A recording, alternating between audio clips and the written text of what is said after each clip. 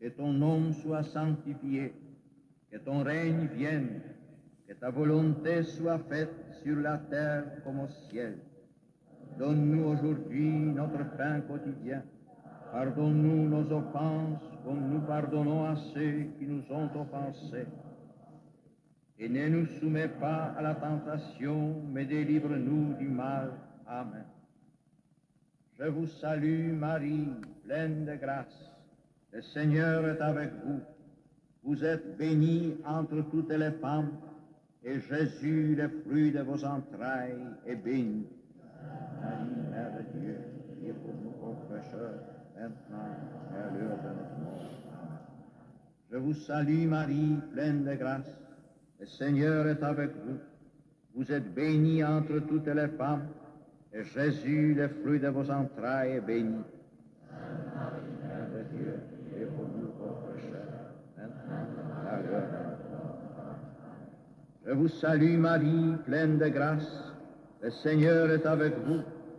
Vous êtes bénie entre toutes les femmes, et Jésus, le fruit de vos entrailles, est béni.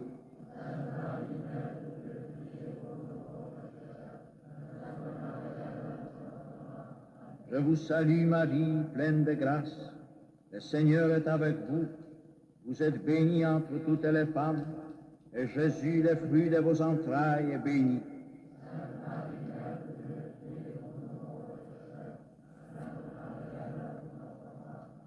Je vous salue Marie, pleine de grâce. Le Seigneur est avec vous. Vous êtes bénie entre toutes les femmes, et Jésus, le fruit de vos entrailles, est béni.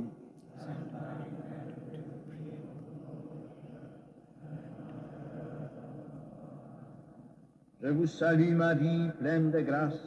Le Seigneur est avec vous. Vous êtes bénie entre toutes les femmes, et Jésus, le fruit de vos entrailles, est béni.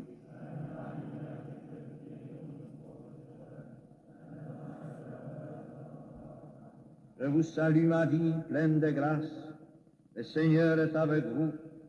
Vous êtes bénie entre toutes les femmes, et Jésus, le fruit de vos entrailles, est béni.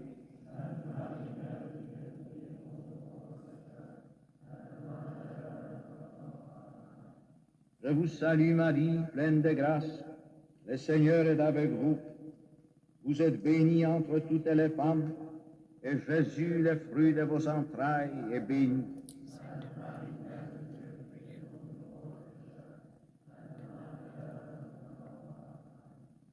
Je vous salue Marie, pleine de grâce. Le Seigneur est avec vous. Vous êtes bénie entre toutes les femmes, et Jésus, le fruit de vos entrailles, est béni.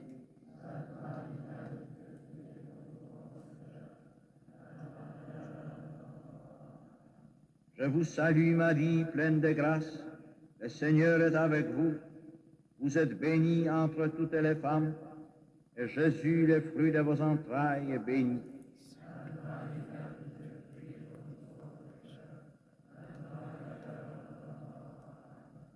Gloire au Père et au Fils et au Saint-Esprit.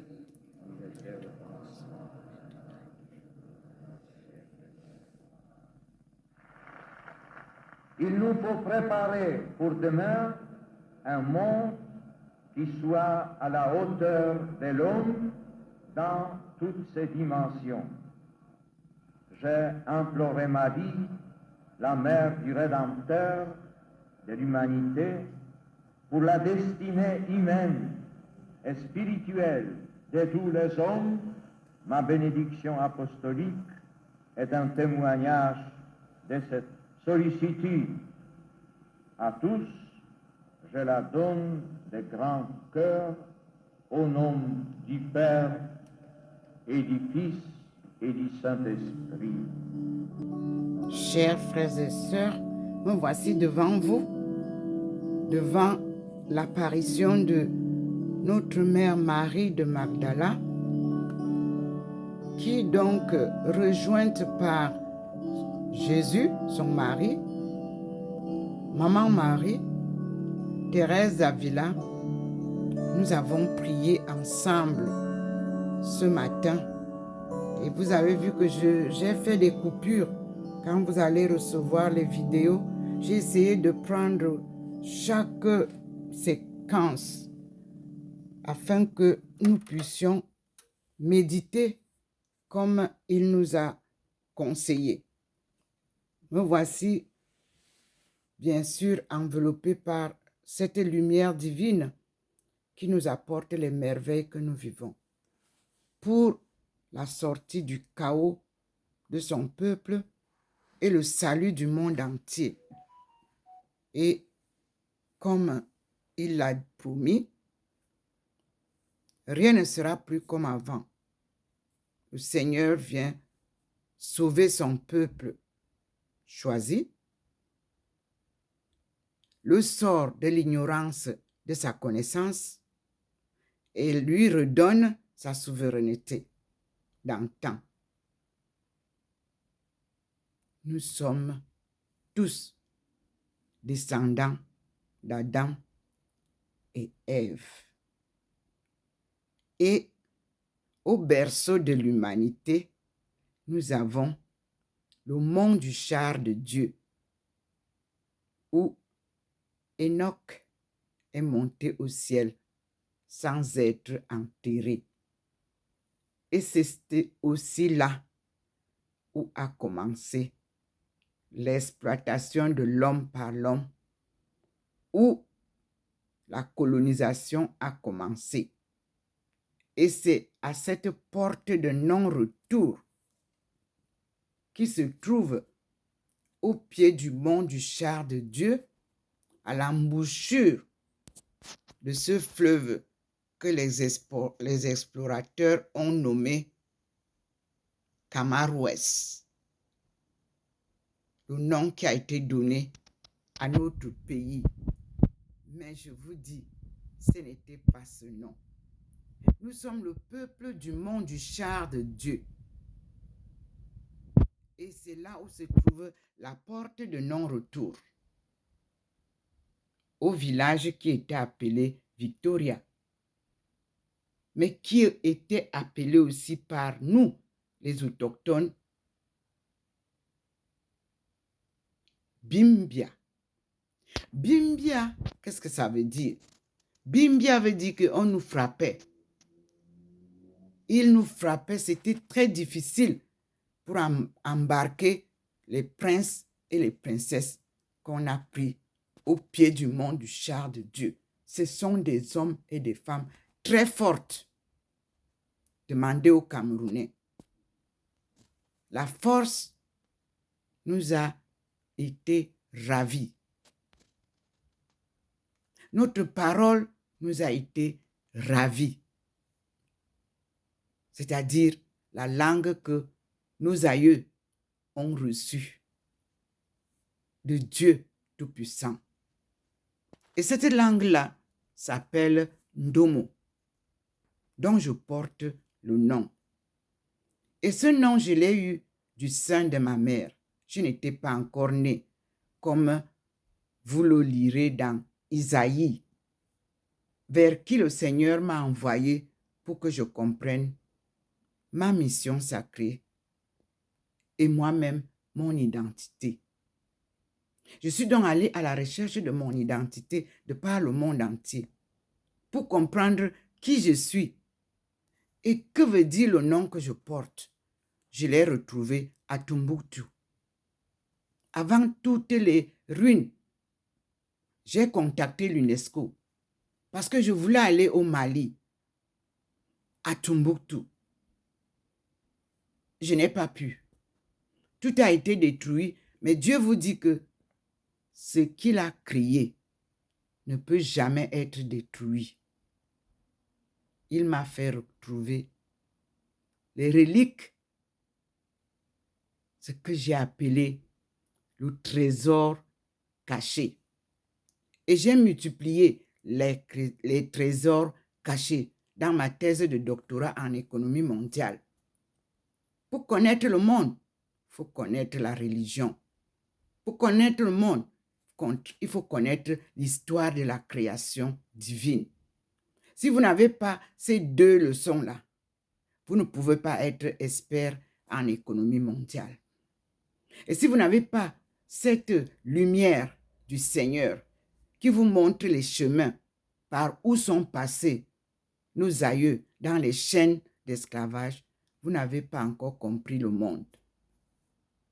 Je suis donc sur les pas de nos aïeux, en compagnie de mon Seigneur, Dieu Tout-Puissant, qui m'a donné comme compagnon de route Jésus-Christ. Et lui, il m'a révélé Marie de Magdala, qu'il fallait d'abord la sortir des ruines. Elle nous guidera. Alors Jésus sortira et vous tous, vous le verrez.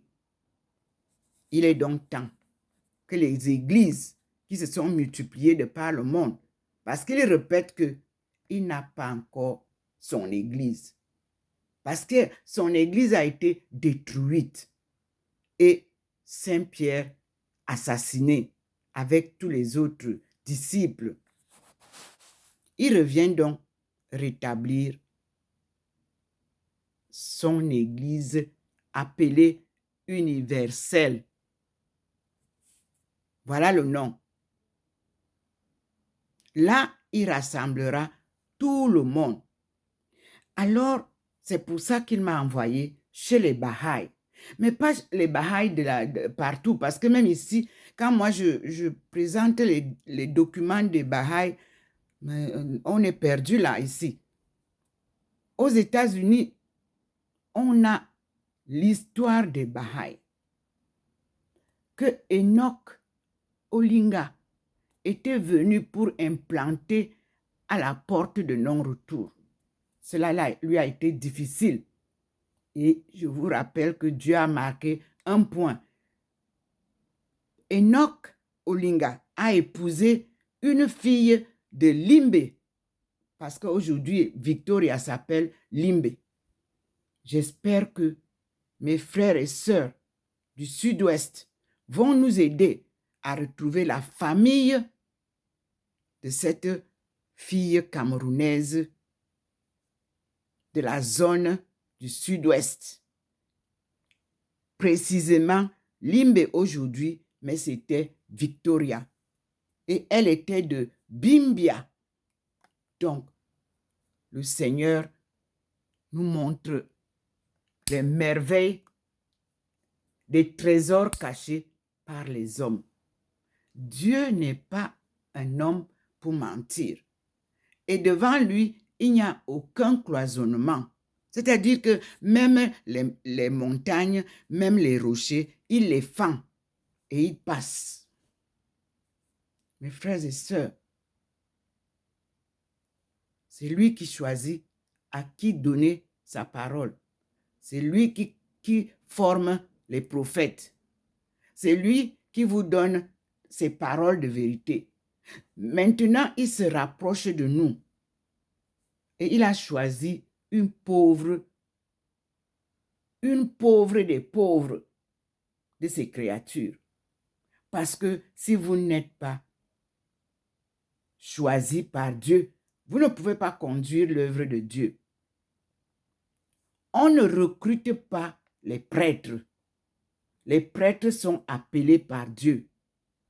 Pour prêcher la parole de vérité, il faut être appelé. On ne recrute pas les prophètes. Pour être prophète, il faut être appelé par Dieu et enseigné et formé et transfiguré par Dieu. On ne peut pas être pasteur si on n'a pas été appelé par Dieu, touché par sa force divine, transformé pour être capable de garder la parole de Dieu et être soi-même à l'image de Dieu. Voilà pourquoi le Seigneur m'a dit, va chez Abdul Baha'i qui t'appelle, parce que je ne fais rien sans demander à Dieu. Quand Abdul Baha'i m'a appelé en 2021, je me suis tourné vers Jésus-Christ, mon compagnon de route. Seigneur, encore ici. La dernière fois, c'était l'islam. Tu m'as dit, va. Je suis parti et j'ai trouvé la vérité, que les musulmans et les chrétiens n'ont pas une raison de se battre. Ce sont les deux associations religieuses qui respectent la parole de Dieu et qui suivent le cheminement de Dieu.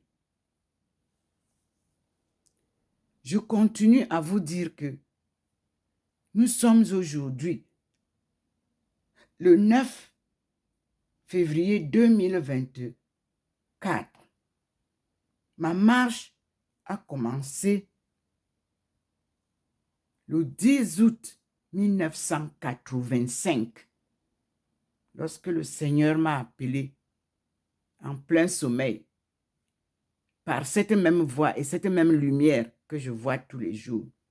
Et il m'a dit, femme, lève-toi. Un devoir t'attend. Va et dis aux femmes de ton peuple que le redressement de la cellule familiale incombe à la femme. Je répète toujours, il a d'abord dit, vous incombe. J'ai eu peur. Il a rectifié pour me faire comprendre que quand je te dis vous, ça veut dire la femme en général. Depuis août 1985, j'ai plusieurs fois reçu la visite divine, la visite de sa mère, Maman Marie. Et là, après 1985, il m'a confirmé l'appel à Titi Garage, dans une petite maison, un studio où les gens se regroupaient pour la prière. En 1987, je vous dis, là, je ne connaissais personne dans le groupe qui priait avant. C'est-à-dire que la personne était adhérente d'un groupe. Non, mais je connaissais les personnes en tant que frère, cousin, oncle, père. Mais à ma grande surprise, mon fils avait des problèmes au collège à Nangai Boko. Comme il était parti étudier là-bas. Et il fallait le ramener parce qu'il est tombé malade. Mon père m'a dit, au lieu que tu fasses le chemin jusqu'à Nangai Boko, j'envoie les enfants le chercher et tu viens le récupérer à Yaoundé. Je suis arrivé le soir à Yaoundé. Je suis allé voir ma meilleure amie, Madame Dong. Je lui ai dit, ma soeur, voilà, je viens chercher mon fils, machin, comme tout ami. Elle m'a dit, il y a la prière à Essos là-bas. Avant de rentrer, va à la prière là. Parce que les gens prient, c'est les prières charismatiques. Et c'est chez ta soeur, parce qu'elle avait un petit studio. Ma grande soeur, j'y suis allée, comme mon ami m'a dit. Je ne suis plus rentrée. Mes frères et sœurs, en pleine prière, certaines de nos membres de famille ou des groupes de prière qui étaient là pourraient le témoigner. Et le Père qui était avec nous pourra vous le dire.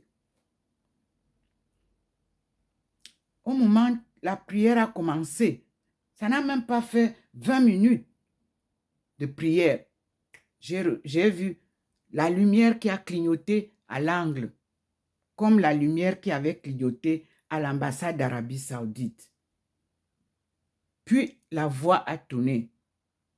Qu'est-ce que tu attends pour faire le devoir qui t'avait été donné? Mes frères et sœurs, tout ce que j'ai répondu, c'était j'accepte, j'accepte, j'accepte. 3 fois. C'est ce que les gens entendaient.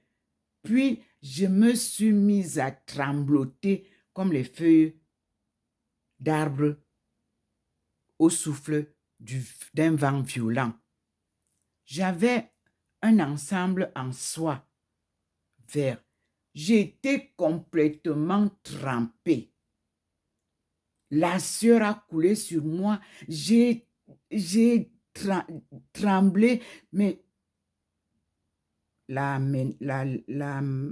mère qui conduisait la prière, paix à son âme, j'ai appris qu'elle est décédée. La sœur de Marie-Rose est venue me prendre. Elle m'a mise à genoux devant la croix. Il y avait une grosse croix qui était là. C'est cette croix-là qu'on a amenée en Simalène. On est allé implanter en Simalène. Et là, j'avais des personnalités. Il y a des gens que je connaissais de haut rang. La maison était bondée.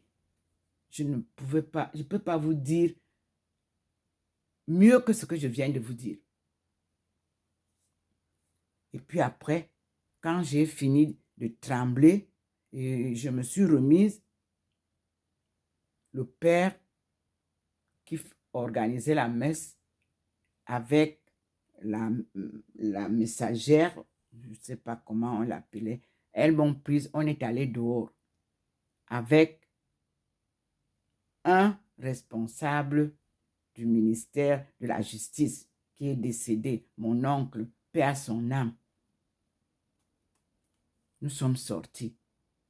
Je leur ai expliqué comme je viens de vous dire. C'est ce que j'ai vu. Et moi, chaque fois que je vois ces miracles, je vous explique exactement ce que je vois. Et c'est tout. Cette précision était nécessaire à la fin de cette prière devant Marie de Magdala, Thérèse d'Avila, Maman Marie et Jésus-Christ qui ont apparu. Vous verrez, vous allez vous-même, je n'ai pas parlé. Chacun avec tout ce que j'ai publié là aujourd'hui, avant ce discours, allez vous-même regarder, méditer. Je ne demande à personne de croire à tout prix, mais nous remettons et la France et mon pays natal et toute la terre et toute l'Afrique, nous remettons tout le peuple de Dieu entre les mains du Seigneur. Et nous crions fin à toutes les guerres, que la paix soit avec nous tous, partout où nous sommes, au nom de Dieu Tout-Puissant. Il vient pour être au combat. Il est présent. Vous avez déjà vu combien de fois on a déjà annoncé la fin du monde, qu'on a déjà annoncé que la troisième guerre va tomber. Non. Dieu a dit qu'il ne détruira plus le monde. Mais il détruit tout ce qui vient perturber sa marche, c'est-à-dire l'argent et les biens de la terre. Et la politique et les politiciens sont son problème. Parce que ce sont des manipulateurs, ce sont des menteurs, ce sont des hypocrites, dit le Seigneur, et qui manipulent son peuple. La marche est maintenant en train d'être brouillée alors qu'il a un plan que personne ne peut changer. C'est-à-dire la fin de la colonisation et la délivrance de son peuple, puis leur redonner leur souveraineté et enfin le salut du monde. C'est le message que Dieu vous envoie au monde entier. La fin de la colonisation, la délivrance de son peuple que vous voyez de par le monde.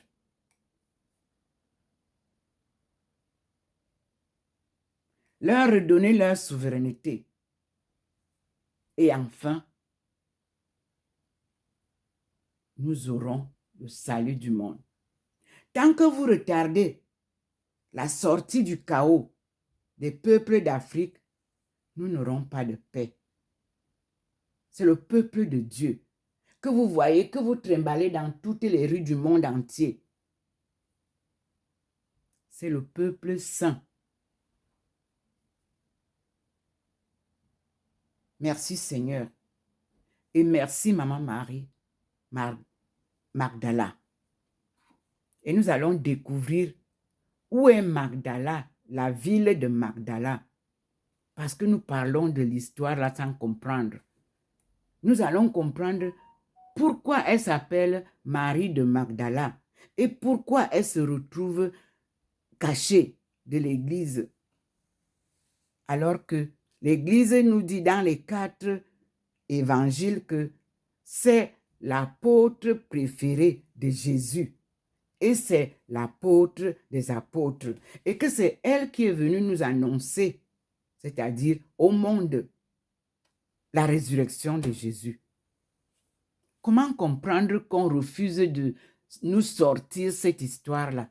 Jésus est donc venu sortir son histoire et celle de sa famille, parce qu'il a vécu comme nous tous en famille. Quand on nous parle de Jésus, on nous parle seulement de Marie et de Joseph. Où sont ses grands-parents? Où sont ses oncles, ses cousines et ses tantes?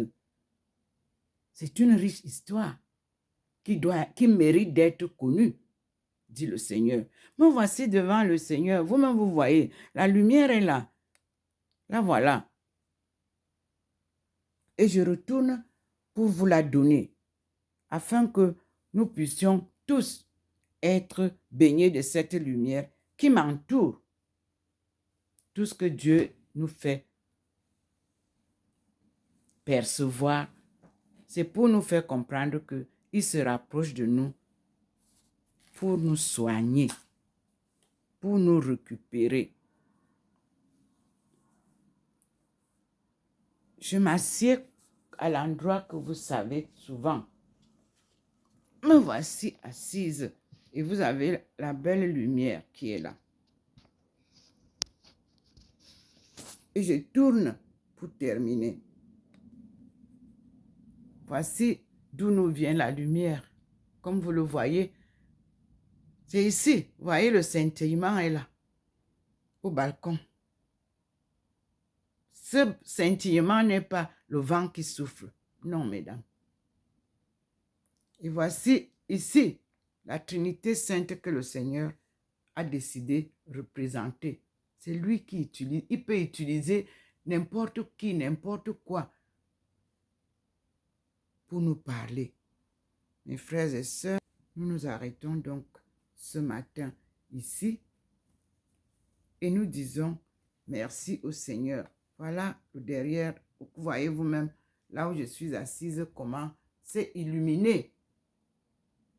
La lumière y est, comme vous voyez. C'est comme ça qu'il fait quand il vient. Il illumine l'endroit. Et nous disons merci au Seigneur. Et prenez cette lumière et toutes les grâces et soyez convertis tous pour la paix, la justice et la réconciliation des peuples. Je suis docteur Ndomo Melingi Thérèse,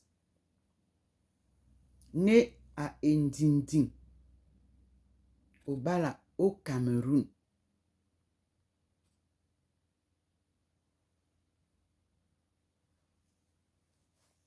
Merci Seigneur.